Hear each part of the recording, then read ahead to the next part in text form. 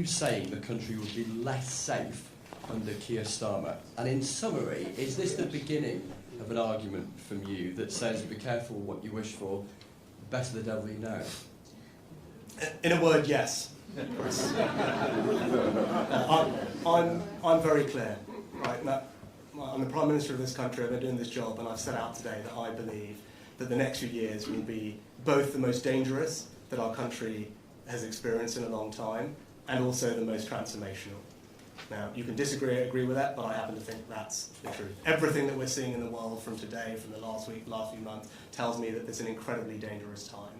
And what the country needs, what the country wants, what the country deserves, is to know that there's a secure future for them and their families ahead. That is the choice at the next election, and I'm also clear that my track record and the decisions that we're making in government show that we are the party that has the bold action, the clear plan to deliver that secure future. That's a debate that I'm looking forward to having. Next, Daily Mail. Thanks, PM. You said you want to fight the election campaign on the future, not the past. More unsafe. And on Ukraine, it was reported over the weekend that David Cameron persuaded Donald Trump to back more funding for Ukraine on the premise he could secure a peace deal. Can you assure us that the West is not about to force Ukraine into taking a peace deal? Thank you. Yeah. No, I believe that we will keep this country safe, and Keir Starmer's actions demonstrate that he won't be able to do that. I believe this is the most dangerous time that we've faced for generations. That's why we've made the decision to increase defence spending to 2.5%. That's not an easy decision. That is a decision that we've made, that's a choice that we've made, that's a priority that we think is right for the country. Keir Starmer and the Labour Party have been crystal clear that they don't believe in that. They will not match that choice.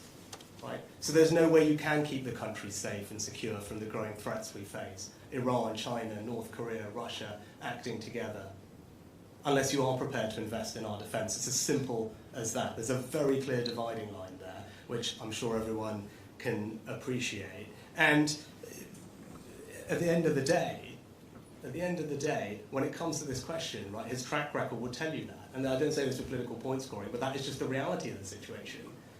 He's someone who believed Jeremy Corbyn would make a good Prime Minister of our country, not once but twice. Right? Jeremy Corbyn wanted to pull us out of NATO, wanted to scrap the army. Multiple members of the government that Labour would provide don't believe in a nuclear deterrent. So I don't see how you can, with a straight face, say to the country, yes, I'm prepared to do what it takes to keep you safe. The evidence just doesn't suggest that at all. And it's because of that increase in defence spending that I can stand here and provide more support to Ukraine. And not just that, can say that that support to Ukraine will be provided for as long as is necessary to repel Russian aggression. Keir Starmer can't stand here and make that pledge. And actually, Labour Party and Keir Starmer not matching our investment on defence spending emboldens our adversaries. What do you think Putin thinks when he sees that? That he thinks the West isn't prepared to make the tough choices to invest in their security. Because Russia's economy has mobilised for war. He's continuing to be aggressive. We need to meet that aggression with strength and allied strength. And not to comment on individual conversations, but with actions, that's what we're doing. We've always led in NATO. The 2014 summit here in the UK, we set the 2% pledge, one of the few countries to meet it for a decade. And we're doing the same thing again now. A new baseline for NATO, 2.5% of GDP, that yes, other countries, I hope, over time will come to match, because an investment in our collective security is a right thing for this time, and Keir Starmer's inability to say that he will match it emboldens our adversaries and doesn't demonstrate leadership to our allies at exactly the time that that's what we need. Next, could I go to Sky?